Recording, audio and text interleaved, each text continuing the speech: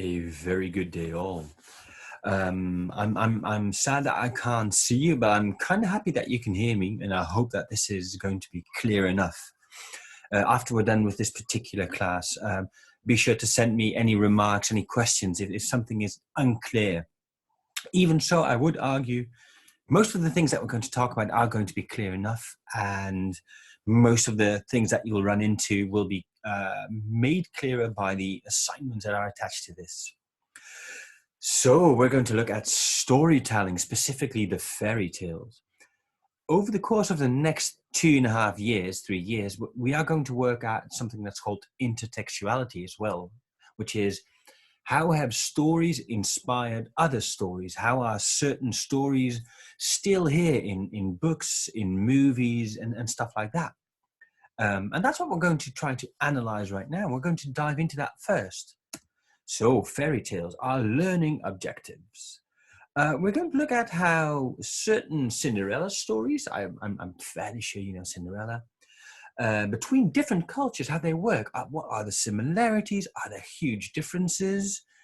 And logically then, understand why are these Cinderella stories so similar, or what cultural factors have or may have caused them to differ.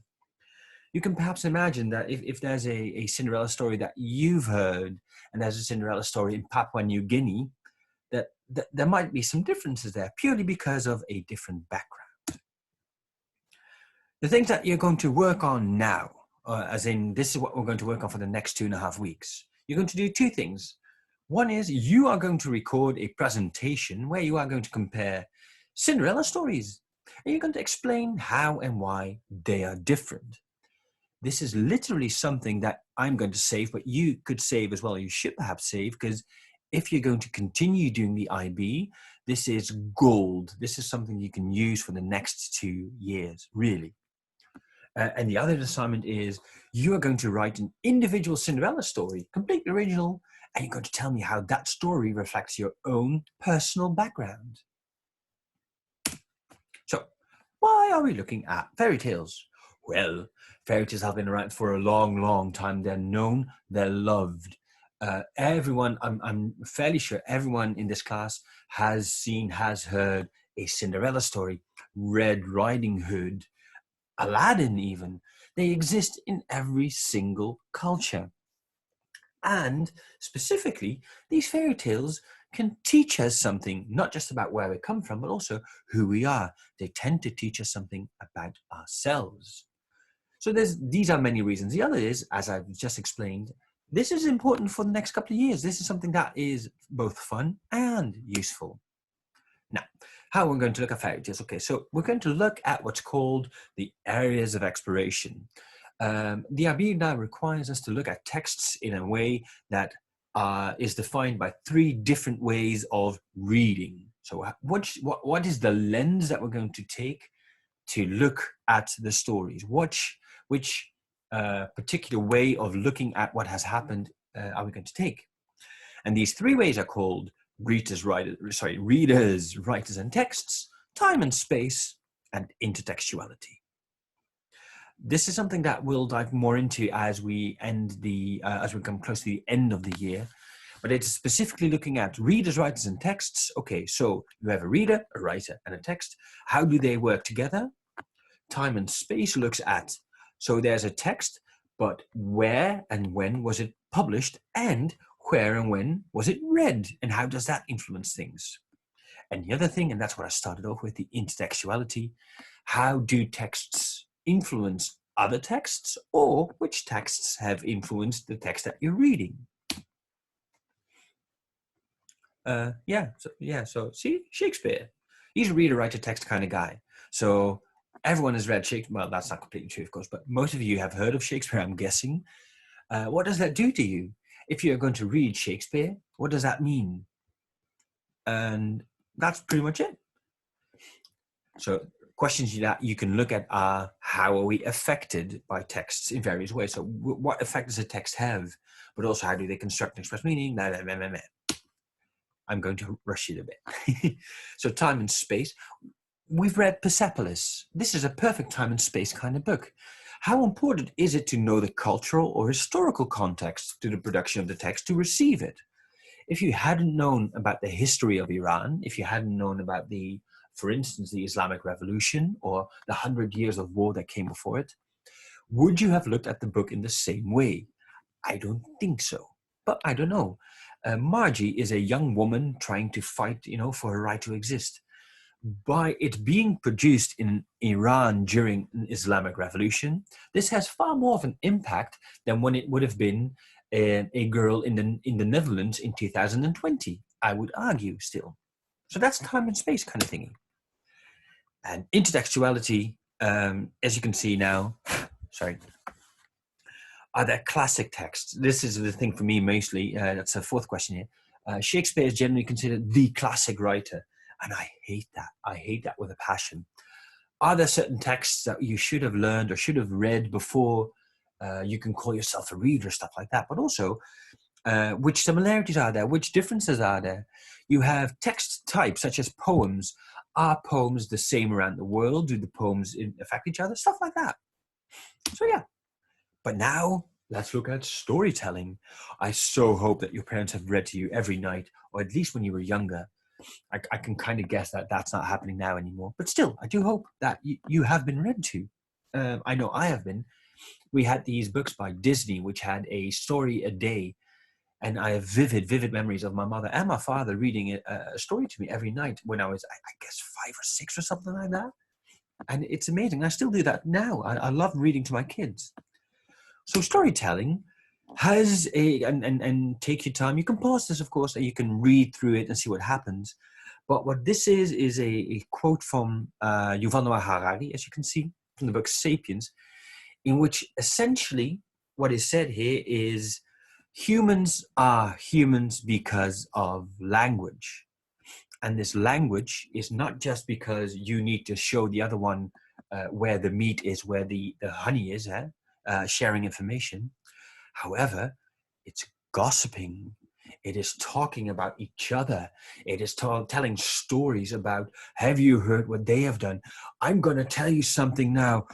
Girl, wait up until you listen to this. Perhaps that's taking it a bit too far. But what this particular scientist has tried to show is that language is very human, but there are more creatures with language. Bees have a language, dolphins have a language, whales have a language, but especially the ability to gossip and to talk behind each other's backs and to tell stories about something you've seen or heard. That's what makes humans human. And so, what do these stories do? Well, they explain something that they do not understand. How can these gifts arrive here? Well, it's Sinterklaas. You can bring people together. Come on, sit around, kids. I'm going to tell you about how your Uncle John killed... No, stuff like that, Communicate history, culture, morals, and values. Let me tell you the story of the greatest hero that ever lived. But also entertainment. Sometimes stories are just fun. I love this. I literally love this particular illustration because it's how I teach as well. I tend to get there in the end, but there's never a straight line. This is a short, like I'll give you 10 seconds, but can you draw a tree for me? Any kind of tree. So if I ask you, give me a tree, which one would you draw? I'm kind of trusting you to have some kind of tree right now. And I'm guessing, but I'm more of guessing it. I'm assuming that it's either one of these two. There was a big research into this, and in German classes, what they've noticed is that most of them write the left-hand one, so the foliage tree, the leaf tree, and a couple of them have drawn like pine trees, Christmassy trees, and that is really because we are surrounded by these two types of trees. We don't have that much variation. However, if you go to China, if you go to Morocco, if you go to Greece, this is completely different, of course. They will draw a palm tree or a olive tree or a Chinese kind of tree, which I have absolutely no idea about, because that's also because of my contextual knowledge. I'm not good at trees, and I'm not good at Chinese trees at all. But as you can see, it's such a tiny thing, draw a tree, which sounds like the simplest thing ever, is highly culturally influenced. So if context influences the way we see the world, it could also influence the way we explain the world, explain the culture. The words we use, the concepts we use, the things that we assume are given, are things that we know, they are completely culturally defined. The context that I'm talking about now constantly is the situation within which something exists or happens. So the context is the where and when of something happening. This tends to explain what has happened, how it happened, why it happened, and what does it mean. We need this context because if you just get a piece of paper, if you just get a drawing or a painting, and you have no idea about the context, you will miss loads and loads of information. You will miss things that you should know before you start analyzing it, before you start to understand it. And that, as we said, is linked to culture. So a standard definition is this one: the characteristics and knowledge of a particular group of people defined by everything from language to religion, cuisine, social habits, music, and arts. So culture is what makes a group a group. I'm going to cough now because I'm still a bit ill, sorry. This culture is not just, this is the culture, this is Dutch culture. And then, you know, you then start a fight about whether or not it's friet or patat. This culture is very broad. You have the high culture, the popular culture, but you also have, logically, you've got the subcultures. I know I'm a metalhead. You've got the goths, you've got the gamers. Everyone belongs to a certain kind of culture. You cannot avoid culture. Human existence is cultures talking behind each other's backs about other cultures. And as you can see, there's a difference between material and non-material immaterial. So material culture, things like this, the flag, the church, the Colosseum, these are things that people can hold, can show, and say, this is truly fill-in cultural group. But this is the non-material, the immaterial culture. Things like school uniforms, things like the Declaration of Independence or Déclaration des droits de l'homme. You've got types of dining. You've got certain sports. As you can see there, baseball is one of the most American sports ever. However, what I find interesting is that in the Netherlands, but in Europe overall, you've got Italy and the Netherlands, which are the top two baseball countries. So apparently there is something there as well. And cuisine, pizza, we will all call pizza Italian, even when the basis of Italian cooking, most of it came from Asia, actually, we still call it Italian. And you can divide things between high culture and popular culture. Sometimes it's called low culture. We tend to avoid that. So you've got the opera, which is generally for a very tiny group of people. And you've got pop music or rap music, which has a broader base. More people would like this. You've got haute cuisine and all kinds of expensive little dishes. Or you've got like simple fast food, which is enjoyed by pretty much everyone.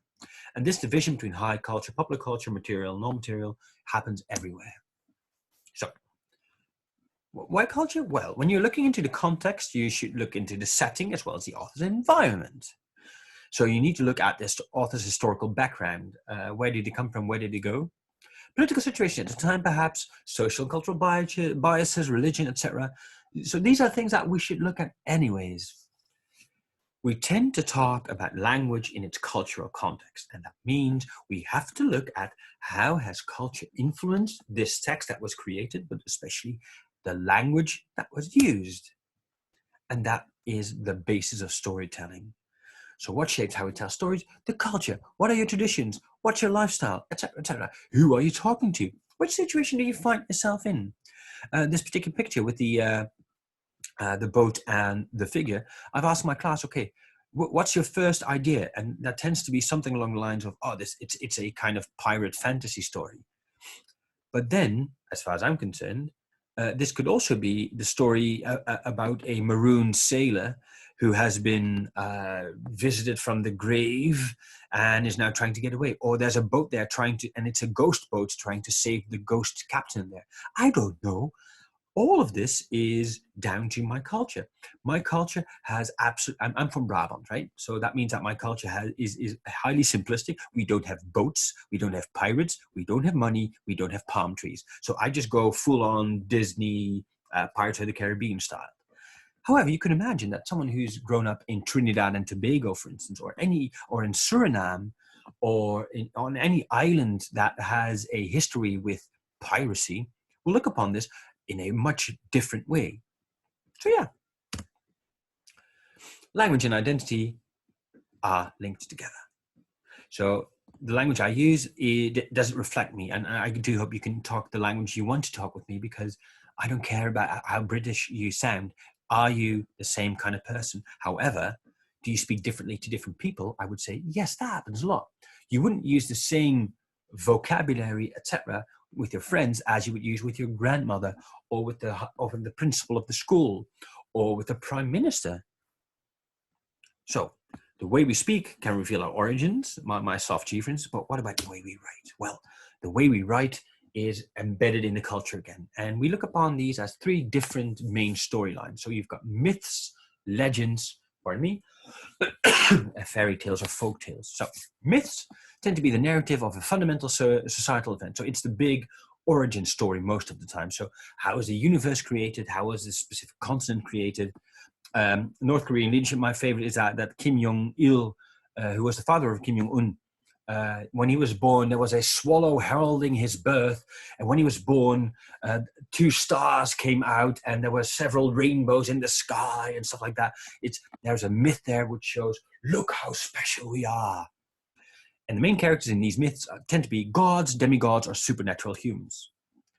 They tend to be religious in nature, closely linked to religion or spirituality. So the creation of the world tends to be down to the God that you believe in or your culture believes in, right? So, for instance, if you look at Western scholars and Christian biblical truths and stuff like that, what you have there is the Bible says that God created Earth. But then you go into Hindu beliefs, which is a couple of thousand miles away, and then they say, no, specifically, these couple of gods were involved in creating this particular world. If you look at Greek mythology, mythology, it was essentially the balls being cut off of a ancient god, and then the froth, the foam of the sea created together with that, and stuff. These myths go all over the place. And the most important thing is where you come from and what you believe in tends to shape the myths of that which you are essentially indoctrinated with from birth. Legends. Well, between myth, legend, and stuff like that, we tend to have a bit of dispute in sciences. We're not completely sure which one is which, as in there's no hard line culture. However, as a rule of thumb, that's the last point here, we tend to say these are actual human beings. They tend to be leaders, but they're actually human beings. The legend you see on the picture there is a legend of Lady Godiva, who famously, 1,000 years ago in England, her husband was a ruthless prince, and he extorted his population. So he took all of their money. And she was so angry with that she said, you need to stop that. And he said, I will stop doing this if you ride naked through the city. And by God, she did. But because everyone wanted to support her, no one looked at her, so she could ride through the city naked without being seen. And this is a legend. Legends are historically grounded folk tales. It's a story. The chances that this has actually happened is fairly slim, but we do know there was a Lady Godiva around about that time in that particular area. So there's a historical grounding there. And here we go into folk tales. They tend to be from an oral tradition, which means that they are passed down from generation to generation. They are told. Writing down folk tales is something that has happened fairly late. And there are 4 main types of folk tales. You've got the trickster tales, where you have someone causing trouble for other characters. The Loki tales in ancient Norway are trickster tales. You have the fables, which are the short stories with a moral, which means that they are they teach us an important lesson. The main characters are usually animals with human characteristics.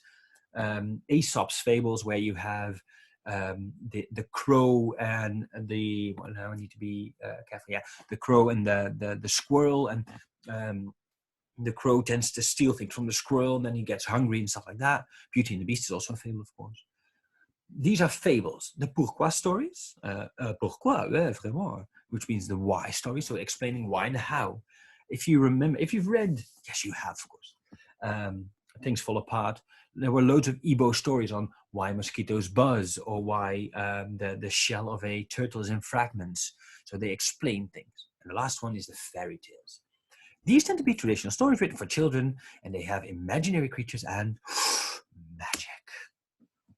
Now, what I want you to do now, what comes to mind when we think of Cinderella, is pause this particular video for a bit and open up video number 2 in your planner. So there's video number 2 there. Please use that one, and I'll be back when you have finished watching that particular film. Pause now.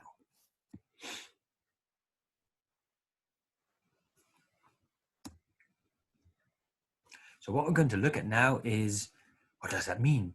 The Cinderella types, how do they work? Which one do I know? And what are their origins? Now, these Cinderella stories have been around for ages, as in literally approximately 3,000 years that we know of, because that's when they were written down. The first one was written down, but they have probably been around for 5,000 to 6,000 years. Cinderella tends to be a folktale about unjust oppression. There's always someone, and that's the bottom point, stories in which the hero or heroine, not the drug, their attributes were unrecognized. So she was amazing, or he was amazing, but they couldn't get a break, or in which she unexpectedly achieves this recognition or success after a period of obscurity and neglect. People have been put down, they've been ignored, but then suddenly, because of divine intervention, because of magical intervention, it all happens, and now everyone can see who he really is. Now, first one we know, Rhodopis, is about a Greek courtesan who marries the king of Egypt when he finally recognizes, because of a magician, that she is the girl of his dreams. The first one that we see as a standard European one is actually Charles Perrault's. He has a fairy tale, including Cinderella, which is very similar to the Disney version that we know of, the nice Disney version with the mice helping her and stuff like that. However, in 1812, the Grimm brothers, you might know them, included Cinderella in Grimm's fairy tales, and they took a version which was shaped by, more often than not, that particular context. Now, what I'd like you to do now is to watch video number 3. So the third video, pause this one and watch video number 3 in the planner, please.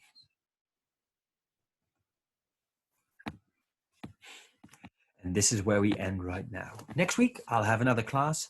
If there are any problems here, or if you have tried to understand me but you couldn't, please let me know, and we will stop and we will chat if you'd like, please. Thank you so much. I hope this was fun. I enjoyed myself, actually. Hopefully, see you soon, and good luck.